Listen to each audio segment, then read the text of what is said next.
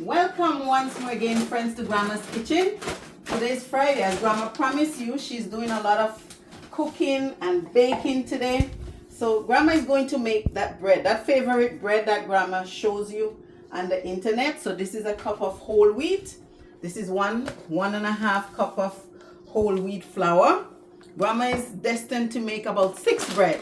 So Grandma is going to show you. That's the whole wheat first.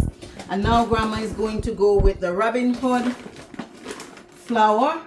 Robin Hood all-purpose flour. Grandma is putting 2 cups.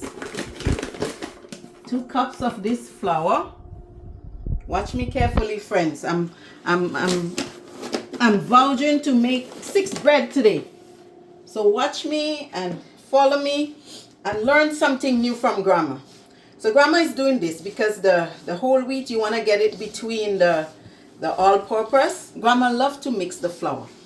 I don't like to just do the white flour by itself. As I said, I'm promoting health here. So Grandma is mixing the whole wheat between the white flour. And Grandma is going to show you how she kneads and prepare this bread. So now I'm going to start with, of course, you have to make it tasty. I'm going to start with, say, half tablespoon of salt. That's it. I'm going to go with imperial margarine. So this flour is a lot.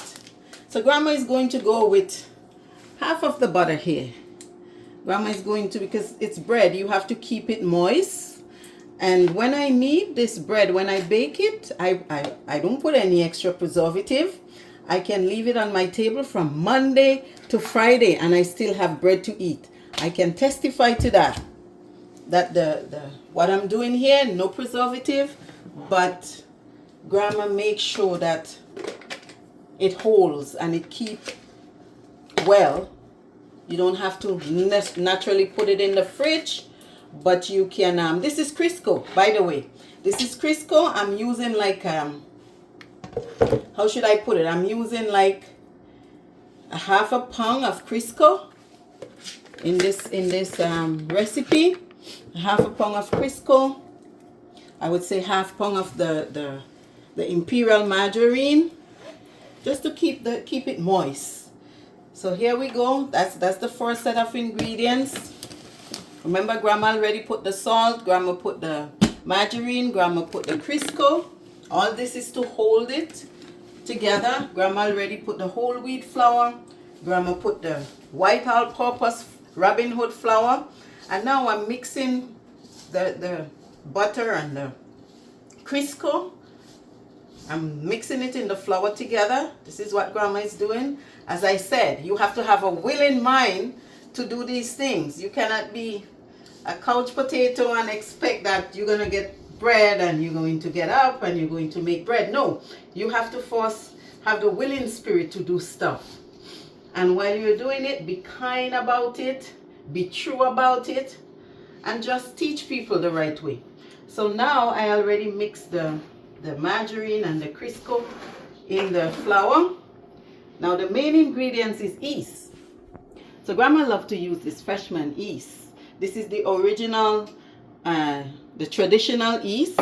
So what Grandma did, you need to soak it in some water and it would prove up. This one, it didn't get a little bit, but it's okay. So here we are. This is the yeast. So Grandma is going to pour this into the bowl with the mixture, and Grandma is going to get water to continue to mix it. So this is 1.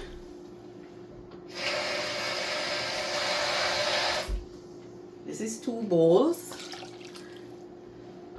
And Grandma is going to come back with a third one. I'm going to tell you the trick to this. So if you want good result when you're baking bread, you want to make the flour soft. You want to make sure you get everything in it. Everything. So you're going to put the water to get it soft. This is the secret to Grandma's bread making. I know many of you before asked, how do you do this? But this is what Grandma do. Grandma is going to get it to a place where you have to make it soft. And then you bring it together. You bring it in together like this. It's going to be sticky on your hands, but that's okay. After a while, it would stop sticking to your hands. So I'm going to add more flour. This is another cup of the Robin Hood all-purpose flour. And Grandma is going to knead it in. See, Grandma is kneading it in. As I said, you have to prepare, have a willing mind, and ask God to give you strength. You have to ask for health too, so that you can do these things. Because if I'm not healthy this morning, I won't be able to show you what I'm doing. So first thing in the morning, you ask God for health and strength. You thank Him for waking you up this morning and for setting you on your journey. And obviously you want to say, thank you, God, I'm in my right mind. Because friends, there's a lot of sick people. And most of the reason is because of the economy. Some people give up on life. Some people stop taking care of their health because it is so hard to provide for yourself sometimes. So we always need God in everything that we do. Ask Him for health and strength. So you see, I thank Him for this strength. Grandma is kneading her flour. Grandma don't need to use our hand machine, an electric machine, whatever you want to call the machine. Grandma is using her hand, see? And this is bread flour. Grandma is kneading this, and this would be about 6 to 8 bread here, right here. Grandma is kneading the flour. So I'm gonna get rid of this a little bit. My counter is becoming crowded, but that's okay. After Grandma finishes, Grandma is going to tidy up. As I tell you, I love to see place tidy, but for right now, Grandma is busy making a mess. Kneading her flour. And by the way, I clean my counter before I do this. I didn't show you the cleanup part, but Grandma cleaned her counter very well. And now Grandma is kneading her flour. So as you see, friends, it doesn't take a lot of time. Because right now, as I'm kneading the flour, I can feel that it's already proving up. You can see the quality of it. Grandma is doing magic. Listen, I want you to pray for me, and I'm praying for myself, that God will give me the health and the strength. He will give me longevity. I always would like to see the community, young people, to teach them how to cook so that they can be healthier, so that they would be able to live as long as us. So friend, there's something else that I'm also doing here. Remember I show you my vegetables? So here I am. I am cooking some of my vegetables. I'm preparing. This is plantain, sweet potato, and I also have edibles in the same pot. So those is cooking. And remember I tell you, hey, look at our pie. So our pie is finished. I'm going to take it out of the oven because I don't want it to get too dry. You want your children to enjoy this pie. So from the previous video, Grandma was mixing the pie, Grandma was making the pie, and that's the pie finished. And Grandma want to show you something that your kids will love very much. So this is the chicken here. So your children, when the pie is cool, they won't be able to wait until it's cool. They'll start asking before it's cool. So you slice it properly, and you place it on the plate. And you can use your chicken to go with it, and some salad by its side. You know, have something greeny, leafy vegetables to feed your children. So back here now, Grandma is finishing kneading up the flour. It's almost to the end. I just take a little break to show you that our macaroni pie is finished. It's ready, but it's hot. So Grandma is going to show you now how she does her bread. That nice juicy bread that you see Grandma showed to you in the previous video, this is how Grandma prepared it. So Grandma is going to put the bread to prove for a bit. It need at least 15 minutes sitting before Grandma put it in the oven. So I'm gonna judge it. This is one, or maybe this could be one. Grandma is judging it. This is two.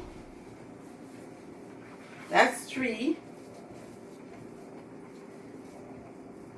That's four. 4 and 2 is 6. So grandma have 6 here. So first you wanna, back then, and I still know some people who does it, they would weigh the flour and make sure that all is equal. But I think I still have good eyes. I would, if I think it's not equal, I would heft and I would realize that okay, it's not. But for right now, they all 4 look equal. They all 6 look equal. So this is what Grandma do to really prepare it. Let it sit. My friends, you have to be willing to do stuff like this. But it's easy. You don't have to do 6 at once. Because you might be a family of 2 or 3. So you can do 2 or 3. But you would need at least 1 cup of flour. 1 cup of whole wheat flour. 1 cup of white flour. And you would need a quarter pound of the margarine, quarter pound of the Crisco, that to keep it together. You would need your pinch of salt. You would need 1 tablespoon of the traditional yeast set in some warm water. And once it started to ferment up, then you put your ingredients together. So first you start with your dry ingredients. You go with the flour, both flour. And then you put the Crisco, the margarine, the pinch of salt, and then you knead it together. You add water to your bowl as much as you want. I told you, you don't want to run into problems kneading a bunch of flour and you don't know what's happening. So you're going to make it soft first. You make it soft. Put the water, let it be soft, and then you add flour and bring it in. So you see now Grandma's hand is free. It's not sticking to Grandma's hand. In the beginning it was sticking, but now it's not sticking. So this is how Grandma would prepare her stuff and leave it for at least 15 minutes. So Grandma is going to cover it for 15 minutes. 15 minutes Grandma is covering it for. So friends, Grandma is going to show you again when she put it in the oven. Today Grandma is going to have to split the video. So I'm going to show you when I put it in the oven, and then I'm going to come back and show you the result when it is baked. So thanks once more. Grandma is asking you please to like her video, to share, to comment, to subscribe to her video. So friends, welcome to Grandma's Kitchen again. See you. Bye. Let me see what.